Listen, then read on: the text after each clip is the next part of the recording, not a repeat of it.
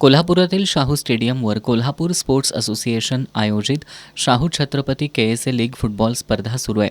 आज या स्पर्धेत दुपारच्या सत्रात रंकाळा तालीम मंडळ आणि फुलेवाडी फुटबॉल क्रीडा मंडळ यांच्यात सामना खेळवण्यात आला.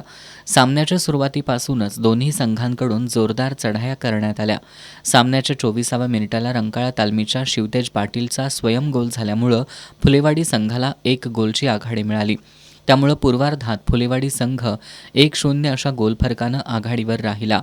उत्तरार्धात या गोलची परतफेड करण्याच्या उद्देशानं रंकाळा तालमीकडून सोहम निकम, सौरभ मोहिते, मेहराज, साई कदम यांनी आक्रमक चढाया केल्या. सामन्याच्या 57व्या मिनिटाला रंकाळा तालमीच्या कृष्णराज पी.सी. यानं मैदानी गोल नोंदवल्यानं सामना 1-1 असा गोल बरोबरीत आला.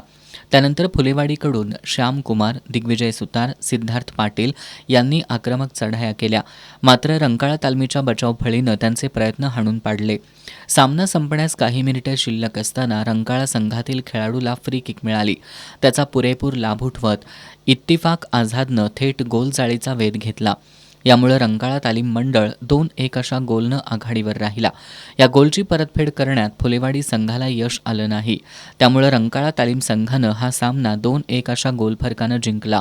उद्या दुपारी 1:30 वाजता उत्तरेश्वर प्रासादिक वाघाची तालीम मंडळ विरुद्ध सुभाषनगर स्पोर्ट्स यांच्यात, तर सायंकाळी 4 वाजता संयुक्त जुना बुधवार पेठ विरुद्ध बालगोपाल तालीम मंडळ यांच्यात लढत होणार आहे.